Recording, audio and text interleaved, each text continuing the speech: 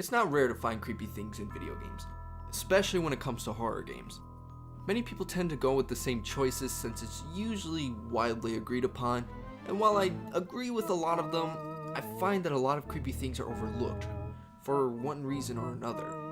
These choices I've picked are typically not talked about as much, if at all. I feel that the obscurity plays a part in the creepy factor, but even without that, I still find these disturbing. So, with that out of the way, let's jump right in.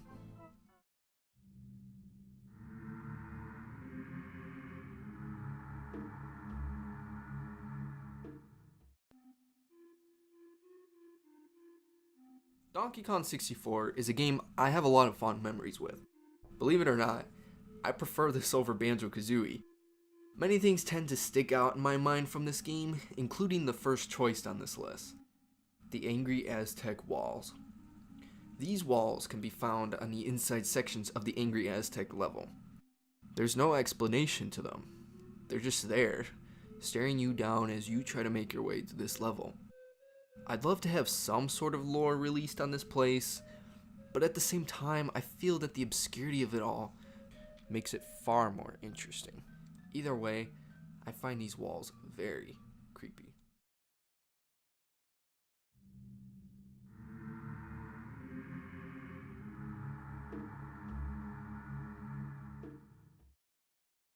Sinistar was originally released as an arcade game. However, my experience of playing this game was on the Williams Arcade's Greatest Hits for the Super Nintendo. This game is a multi-directional shooter where you're trying to take down the villain known as Sinistar. His name is very fitting considering how sinister he is. His voice, along with his creepy look, play into this factor. Every time he taunts the player by saying, "Beware, I live," or "Run, run, run," and of course, "I hunger, coward." There's no shortage to disturbing moments in this game. And not to mention, it's ridiculously hard, which makes encountering Sinistar a lot more dreadful.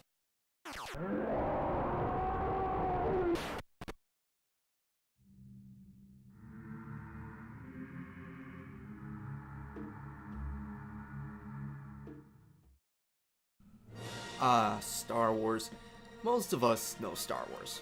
And to those who don't, well, there's always the trash compactor for you.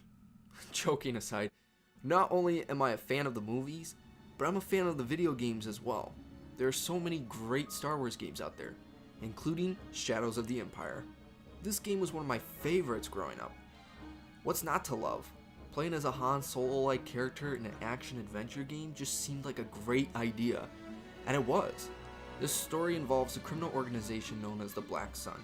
Prince Shizor, excuse my pronunciation, the leader of the Black Sun, wants to hunt down and kill Luke Skywalker to discredit Vader and improve his prestige with the Emperor. Dash Rendar, the protagonist of this game, is a smuggler who is delivering supplies to the rebels on Hoth to earn some quick credits. However, he ends up getting caught up in the rebels' fight against the Empire, and soon finds himself looking for the bounty hunter Boba Fett. Dash decides to track down IG-88 on Ord Mantell for more information on Fett's whereabouts. This is where my next choice comes in, the IG-88 boss fight. Something about fighting IG-88 always freaked me out as a kid. I still find myself creeped out.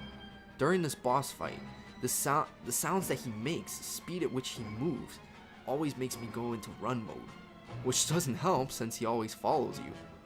The boss fight itself isn't that hard if you have some upgrades for your blaster, but that doesn't change the fear factor this boss fight gives me. An honorable mention would be the game over screen for this game. Just look at it. Ugh.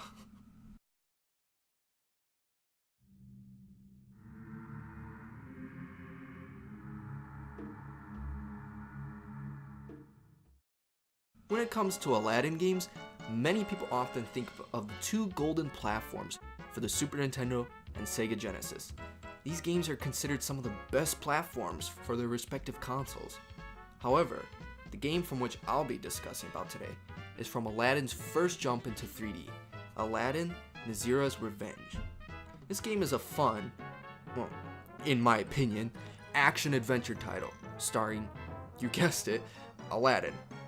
Not to mention, you can play as a boo. Freaking a boo! For the most part, this game is charming. It has that Disney charm we all love. Well, except for our next choice. The harp playing statues. I have no idea what they're called. I tried looking up names, but all I got was something referring to them as harps. Anyways, these statues look like nothing more than just aesthetic for the levels. However, that couldn't be more wrong. Upon clearing the puzzle in the room with these enemies, they'll start to play extremely off-tune sounding music that sends chills up the spine. This eerie music seems to mess with the senses and really feels out of place for a Disney game. Just have a listen.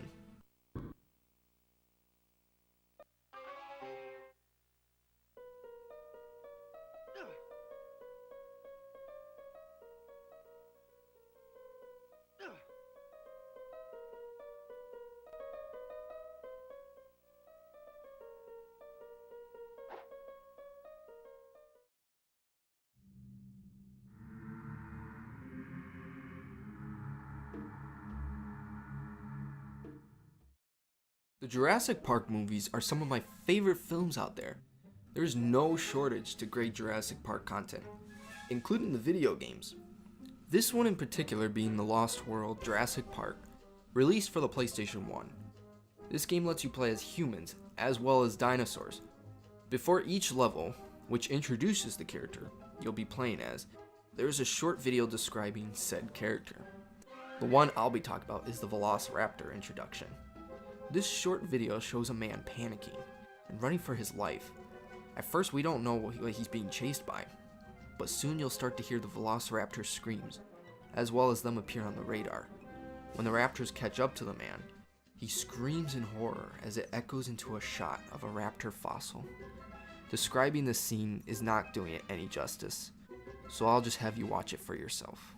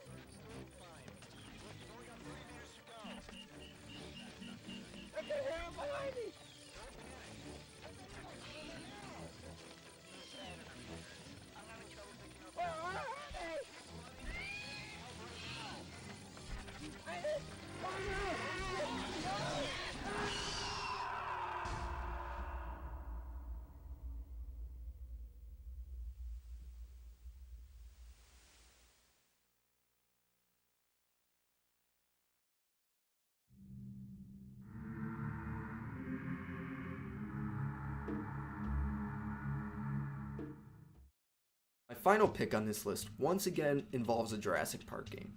This time is for the Super Nintendo. This is a top-down adventure game. That is, until you get inside the buildings, which is where my pick comes in. These sections change to a first-person perspective. The whole atmosphere is unnerving. There are velociraptors and Dilophosaurus inside that will stare you down with these disturbing looks, making you feel like you're always being watched. I've always been afraid of traversing these parts as a kid, and even to this day, I find it very creepy. The only thing that seems to help relieve the unnerving tension is stepping into an elevator and hearing the cheery music that plays inside. However, you'll never know what awaits you on the other side of the doors once your ride has ended.